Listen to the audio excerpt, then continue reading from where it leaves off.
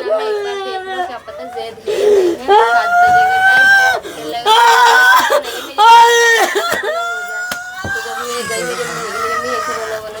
अरे बाबे, अरे कहाँ बेच दिया, अरे कहाँ बेच दिया नी, अरे कहाँ बेच दिया नी।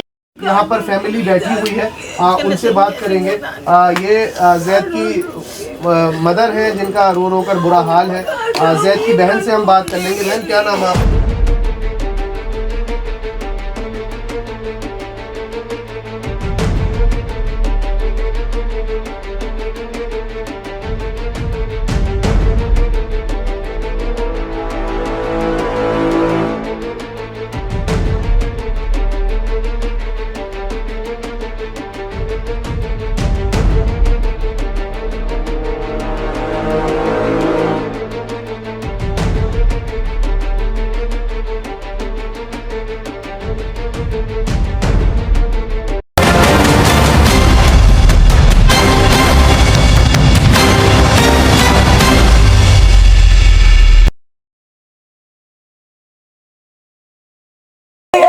नमस्कार दोस्तों, मैं आपका दोस्त, आपका साथी चंद्रजीत शर्मा। इस समय उत्तर पूर्व दिल्ली के हालात बद से बदतर होते जा रहे हैं। अगर कहा जाए तो 36 घंटे के अंदर 3 मर्डर, वेलकम में, थाना उस्मानपुर में और भजनपुरा में, ये तीनों वारदात चाकूबाजी की। उसके बाद डीसीपी के ऑफिस के सामने ही अगर कहा जाए मात्र 50 मीटर की दूरी पे 1.5 करोड़ की लूटपाट। सोचिए, यह दिल्ली है या क्राइम कैपिटल बन चुकी है। हालात इतने बदतर हो चुके हैं कि घर से लोगों को ले जाया जा रहा है, यहाँ पे मारा पीटा जा रहा है और उसके कुछ घंटे बाद हत्या कर दी जा रही है। चाकूबाजी तो ऐसा हो चुका है कि आप मानिए कि आप कहीं भी जा रहे हैं, आपके साथ कभी भी कुछ भी हो सकता है। चाकूबाजी और फायरिंग तो इस इलाके की पहचान बन चुकी है। यह थाना सीलमपुर है जहां हम अभी हैं, क्योंकि परिवार सीलमपुर में रहता है और जो मर्डर हुआ है जैद का, वो उस्मानपुर थाने के अंतर्गत आता है। कल शाम को अगर कहा जाए 3-4 बजे के आसपास कुछ लड़के आते हैं, जिसमें एक लड़की भी शामिल है। वो आते हैं, घर से उसको लेके आते हैं, यहीं से मारना पीटना शुरू करते हैं और जब परिवार बीच बचाव करता है तब भी वो लोग नहीं मानते। सुबह यानी नेक्स्ट डे अगर हम बात करें तो 24 तारीख की वारदात है। 25 तारीख की सुबह 7 बजे 2 पुलिस वाले आते हैं जैद के घर पे और वो बताते हैं कि जैद की हत्या हो गई है। उस्मानपुर थाना आता है वो, और वो डीडीए पार्क जो है यहाँ पे जगप्रवेश हॉस्पिटल के सामने, वहाँ ये हत्या होती है। तो सोचिए कितने हौसले बुलंद हैं ऐसे लोगों के। वो यहीं के रहने वाले बताए रहे हैं, सीलमपुर के, और वो घर से बुला के लेके जाते हैं और उसके बाद मारपिटाई और कुछ घंटे बाद जैद की हत्या। अब ऐसे में परिवार सिर्फ गुहार लगा सकता है। हालात तो बद से बदतर हैं। 36 घंटे में 3 मर्डर, एक बड़ी घटना लूटपाट, और पुलिस बाद में जांच की बात करती है। आखिर कानून व्यवस्था कब सुधरेगी, कब हालात यहाँ पे सही होंगे और लोगों के बच्चों की जान कब बचेगी? क्योंकि अब किसका बच्चे की बारी आएगी ये कोई नहीं कह सकता। आइए परिवार से बात करते हैं कि आखिर पूरा मामला क्या था और किस तरीके से इस वारदात में कौन कौन शामिल हैं, और इस घटना में जैसा निकल के आ रहा है कि 600 रुपए के पीछे जैद की हत्या कर दी जाती है, तो आखिर ये मामला पूरा है क्या? देखिए, ये जैद का परिवार है जिसकी यहाँ पे मौत हो गई है, जिसकी यहाँ पे हत्या कर दी गई है, और मात्र जैसा पुलिस का रिकॉर्ड है कि 17 साल का वो युवक था। अब ऐसे में सवाल उठता है कि जिस तरीके से यहाँ पे 600 रुपए के पीछे, जैसा बताया रहा है कि परिवार का आरोप है कि 600 रुपए के पीछे उसकी हत्या कर दी गई है। घर से बुला के लेके गए हैं और उसके बाद यहाँ पे उसकी हत्या कर दी जाती है, और यहाँ जीने पे यानी घर के नीचे से ही उसको मारते लेके आते हैं, यानी घर के जीने से ही उसको मारपीट करते हैं। और यहाँ चौकी है, वो सामने ही है, उसके सामने ही मारपिटाई की जाती है, और परिवार जब उसको रोकता है, पैसे देने की बात करता है, तब भी वो लोग नहीं मानते हैं। अब ऐसे में सवाल ये उठता है कि जिस तरीके से यहाँ पे ये थाना सीलमपुर है जहाँ पे लोग रहते हैं, और जहाँ कत्ल हुआ है वो थाना उस्मानपुर है। डीडीए पार्क में उसकी बॉडी मिलती है और पुलिस उसके बाद आगे कार्रवाई की बात कर रही है, मगर लगातार इस तरीके के यहाँ पे वारदात बढ़ती जा रही हैं, और परिवार जिस तरीके से अब यहाँ पे आरोप लगा रहा है, उनको इंसाफ की गुहार अब यहाँ लगा रहा है कि उसको इंसाफ मिले। और जैद की जिस तरीके से यहाँ हत्या की गई है, यह सवाल खड़ा होता है कि सरेआम यहाँ पे इस तरीके की हत्याएं हो रही हैं। ये अगर कहें तो 24 घंटे में तीसरी हत्या है यहाँ पे। अभी उत्तर पूर्व दिल्ली में लगातार हालात बद से बदतर होते आ रहे हैं, एक के बाद एक हत्या हो रही है, चाकूबाजी, मर्डर, यहाँ पे फायरिंग। ये हथियार यहाँ पे मिलना, चाकूबाजी होना तो ऐसा हो गया मानो कि आप कहीं पे कुछ भी ले लीजिए, चाकूबाजी इतनी होने लगी है कि यहाँ पे अब चाकू के द्वारा हत्या कर दी जाती है, कहीं पे किसी भी का यहाँ पे हत्या कर दी जाती है। और ये थाना सीलमपुर है और जहाँ पे अब ये हत्या हुई है वो थाना उस्मानपुर है। पुलिस आती है, आगे कार्रवाई करती है, क्राइम टीम, फोरेंसिक टीम मौके पहुंचती हैं, मगर परिवार का एक ही आरोप है कि मात्र 600 रुपए के पीछे, जबकि वो पैसा दे रहे थे, इसमें एक लड़की और 2-3 लोग और इसमें उसी के जानने वाले हैं, दोस्त हैं जैसा बताया जा रहा है कि वो लोग इसमें इन्वॉल्व थे। और परिवार अब कह रहा है उनको सख्त से सख्त उनको सजा मिले। और चाकूबाजी जमुना पार के लिए अब एक पहचान बन चुकी है कि कुछ भी होता है, चाकूबाजी, मर्डर, लूटपाट, इस तरीके की आम ये घटनाएं हो चुकी हैं। तो आप सोचिए कि कहीं ना कहीं ये हालात दिल्ली में, उत्तर पूर्व दिल्ली के खासकर बद से बदतर हो रहे हैं और कानून व्यवस्था यहाँ पे चरमरा गई है। रोज अगर कहीं, कल वेलकम में एक मर्डर हुआ, उसके बाद चाकूबाजी, वो भी कारण था।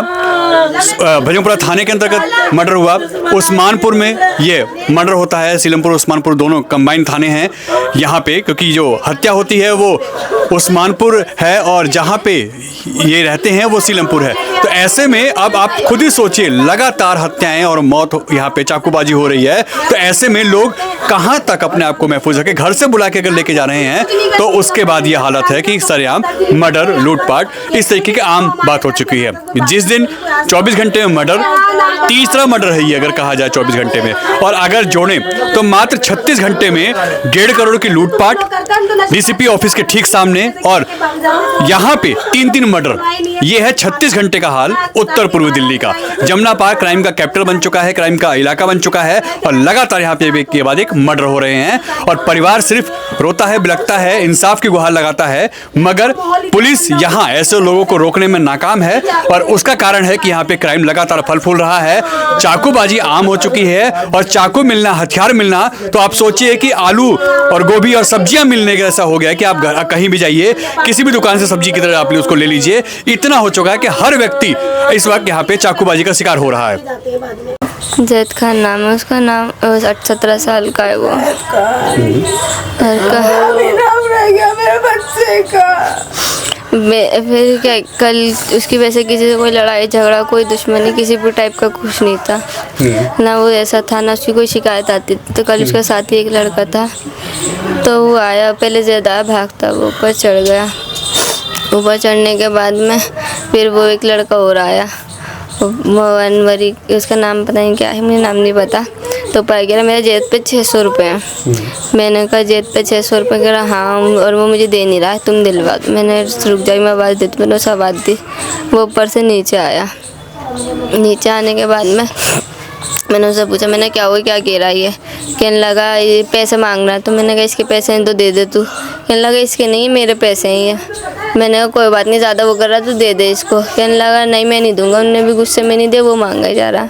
मैंने उस लड़के से कहा, दूसरे से, मैंने कहा चल तू चला जा, बाद में क्या नाम है ये इससे ये देगा, ये देगा तो ठीक है, नहीं देगा तो हम दे देंगे। यानी हमने ये कहा। अब मुझे पता नहीं, वो नीचे 4-5 जनों को पहले लेकर आया है, तो ये वो चला गया। फिर उस टाइम क्या, ठीक है तुम दिला दोगे? मैंने हाँ। फिर जैसे जेद के सामने ये बात हुई तो वो जेद भी सोचा ये चले गया, तो वो नीचे उतर गया। नीचे जैसे उतरा एकदम जीने में वो हमारे घुस गई। वो लड़की अल्तू, वो जो लड़का लाया तो एक अयान था और 3-4 लड़के और थे, इन सबने मारना शुरू कर दिया उसको जीने में एकदम। मैं वहीं खड़ी थी, घर के सामने ही? हाँ, हमारे घर के जीने में मैं ऊपर खड़ी थी, ऊपर जीने पे। तो मैंने एकदम जो झाँकी, जो मुझे आवाज़ आई, तो मैं और मेरी अम्मी नीचे गए। हमने बीच बचाव करा, वहाँ से लड़ाई को हटाया।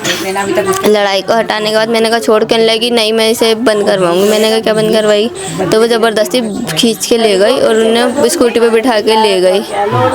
फिर क्या कहते हैं, हम ऊपर चढ़ भी नहीं पाए, इतने मेरी खाला का लड़का आया। वो कहने लगा जेद को बहुत सारे जने मार रहे हैं। तो हमने पूछा कहाँ? कहने लगा यहाँ पे। हम वैसे ही भागते हुए चले गए पुलिया पे जाने के बाद में वो कई जने जब मार रहे तो हमने बहुत मारपीट को हटाया, मगर वो हटी नहीं। तो मेरी अम्मी ज़्यादा वो करने लगी, छोड़ दे जो भी है। तो मैं भी हटाई थी, मेरी खाला भी थी, हम सब जने थे वहाँ पे। कोई जेंट्स नहीं था, हम लेडीज़ थे। तो हमने हटाया, मगर कोई वो छोड़ नहीं रही। फिर मेरी अम्मी ज़्यादा करने लगी, उससे रिक्वेस्ट छोड़ दे ये है वो है।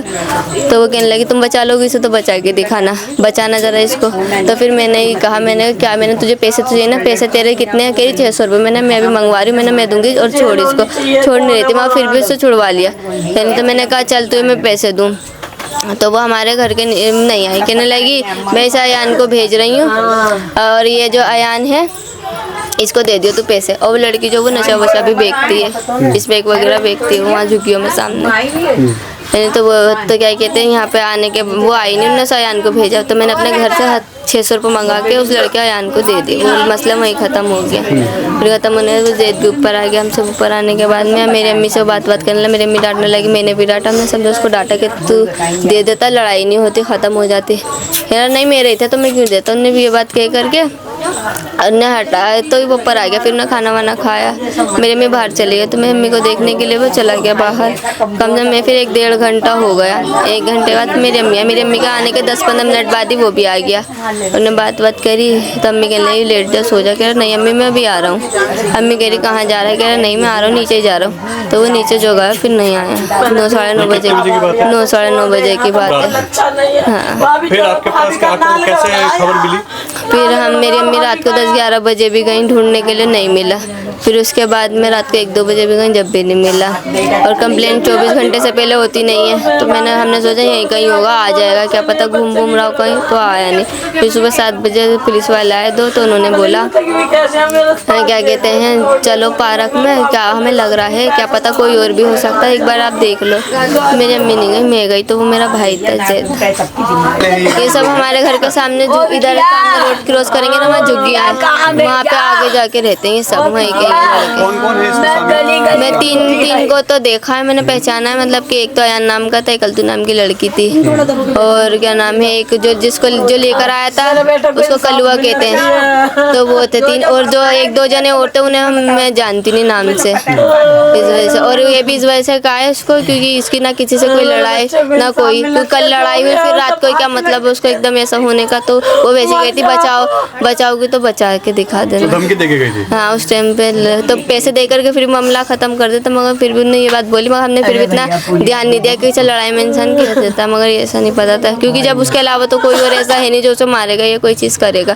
जब उसने कहा वही से ज़्यादा बुरा लगा था इस बात का। जो हमने उसे हटाया, उसको चिल्लाया विलाया, तो उसे वही सी बात कहने लगी बचाओ तो बचा के दिखाना जा रहा। ये बात हुई। ये लोग कल आपके घर पे आए थे? हाँ हमारे घर के नीचे भी करी, बाहर पुलिया पे भी करी। उसके साथ जब हम गए तो हमने बीच बचाव करा, उसको पैसे भी दिए, खत्म करी लड़ाई। मगर कितने पैसे दिए? 600 रुपये। तो मैंने बोला तेरे 600 या 1200 जो भी मैंने हम देंगे, और क्या कहते तू लड़ाई को खत्म कर। मैंने फिर भी घर से पैसे मंगा के उसे पैसे भी दे दिए, 600 पैसे भी दे दिए थे। हाँ 600 मारा गया है। 600 और पता नहीं 600 का जब पैसे मिल गए तो फिर क्या कारण रह गया? फिर तो कोई कारण नहीं रहना चाहिए। पता नहीं कि उसे कौन सी खूनस्ती क्या खिलस्ती जिस वजह से मारा है। अब आप क्या चाहते हैं पुलिस से? हम क्या चाहते हैं भाई, जैसा वो मारा है तो उसको भी ऐसे होना चाहिए उन लोगों के साथ भी। और ये बुआ है इंसाफ चाहिए हमारे बच्चे के लिए। उन्हें फांसी हो जो भी है, जिनने भी हमारे घर में बच्चे में हमला करा जाके हमारे बच्चे ने मारा जिसने भैया मेरे सामने आए लड़के मैं लेके गई, मैंने पैसे भी दे दिए, लड़की से दिलवा दिए, फिर भी बारों बार आ रहे हैं। फिर भी हम खुदावंद करके हमने चलो हटाओ ये केस। मैं जानती हूँ।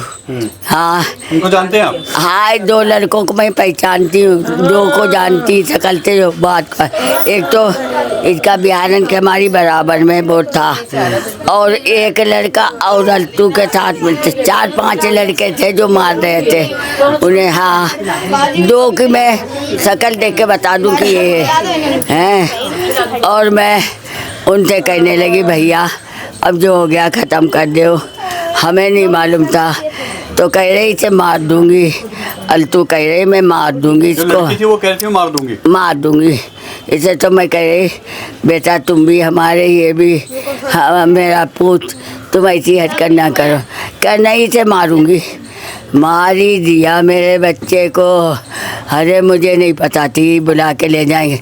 2-3 जने थे, मेरे बच्चे को घर से घसीट के ले जाके वहाँ बाहर मारे, वहाँ छुड़ाने पहुँचे।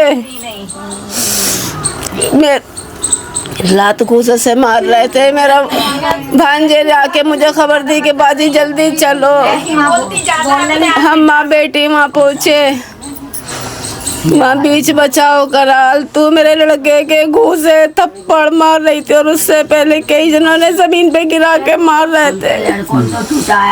भैया मेरे बच्चे मैं क्या जवाब दूंगी इसके पापा को? मुझसे कह के ऐसे बच्चों का ध्यान रखिए, आने वाले होंगे वो क्या कहूंगी मैं उनसे? मैं क्या कहूंगी? कहाँ से लाऊं? सिर्फ मुझसे कह रहा मिलो रोटी पी लो। मैंने कहा भैया मैं नहीं पी रही। पी लो ढक्कन खोल के मुझे रोटी दी। बाहर जाने लगा, मैं कह लगी मत जा भैया, सो जा। कह रहा मैं अभी आ रहा हूँ, मैं 10 मिनट में।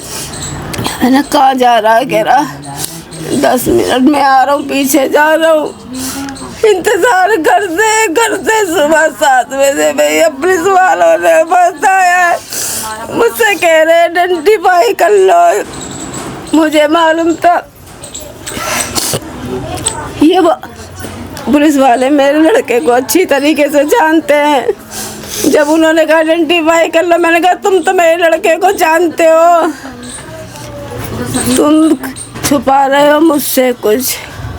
कहने लगे नहीं, जैत ना हो कोई और हो, वो भी तो किसी की माँ का लाल होगा। लेकिन मैं उनकी बातों से समझ गई थी मेरा सब कुछ उजड़ चुका था।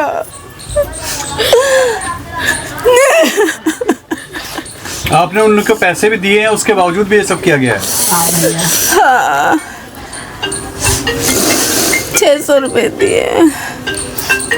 और वो लड़की जो थी अक्कू, जो कह रहे हैं आप लोग कि वो कह के गई थी कि बचा सको तो बचाओ, मार दूंगी। मैं उससे कह रही थी, मैंने कहा छोड़ दे तू, मेरा मुंह देख ले, छोड़ दे। कहने लगी, गाली दे करके बोली मुझसे छुड़ा सको तो छुड़ा लो। छुड़ा लोगी तुम इसे?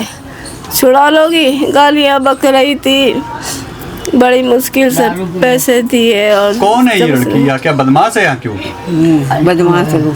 शराब पीती है, गलत काम करती है, गांजा इसमें बेचती है,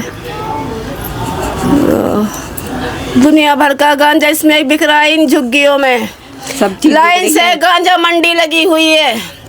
बोलो और क्या? लाइन से गांजा मंडी लगी हुई है। मैं 8-8, 10-10 साल के बच्चे गांजा पी रहे हैं, खूब गांजा बेच रही हैं औरतें। मेरा बच्चा का कोई सुनवाई नहीं है। हफ्ता ले लेके चले जाते हैं। अभी भी चले जाओ, कम से कम 6-7 ठिए लगे होंगे लाइन से। औरतें बैठ जाती हैं, मैं चारपाइयाँ डाल के गांजा इसमें बेचती हैं। नई नस्लें खराब हो रही है, उनसे कहो कि बंद कर दो, मत बेचो। कहती हैं हमसे नहीं लेगा तो किसी और से लेगा। उन्हें किसी के बच्चों का दर्द नहीं है। सारे बच्चों को बिगाड़ दिया यहाँ के लोगों ने गांजे इसमें बेच के। औरतें बेच रही हैं जिनकी औलादें हैं, उन्हें अपनी औलादों का दर्द है कि दूसरी औलादों का दर्द नहीं है।